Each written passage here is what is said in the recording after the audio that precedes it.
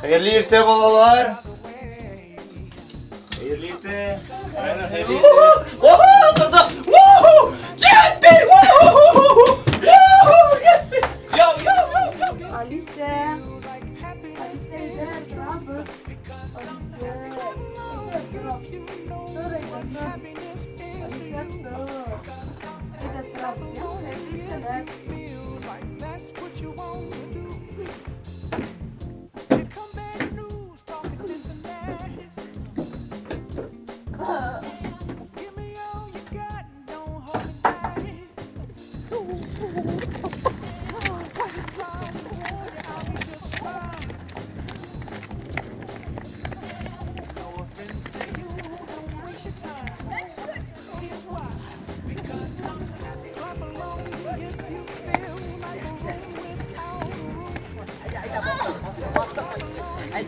Haydi. Be. İki bas haydi. Be. Nerede hoş beşte, kaşları damak şişte, vafalar biz bikte hoş, bundan sedek sonu hoş, üstüklerini hoşumuz, rızkıya biz koşumuz, 1, 2, 3, 4, 5, 6, 7, 8, 9, 10, Так, а bizim Alice koya? Ağlıyor kolay. Aha. Bara çakırıp geldi sana biraz kız. Oha, men şakra. Men.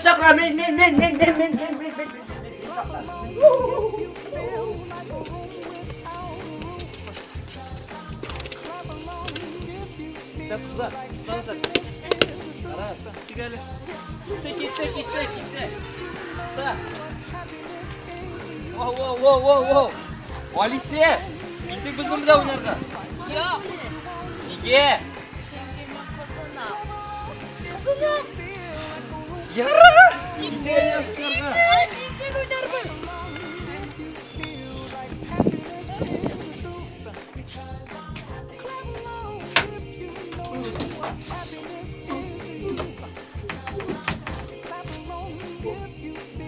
Orada öpüyorum.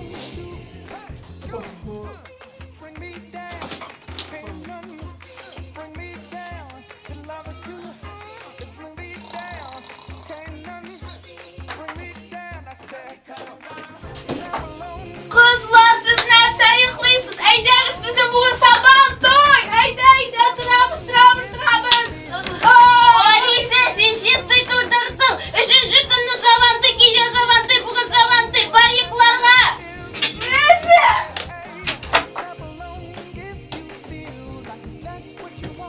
Kızlar siz nerede yıklıyorsunuz? Eydeniz. Har bir türkümde bar aktif ham passiv kişi.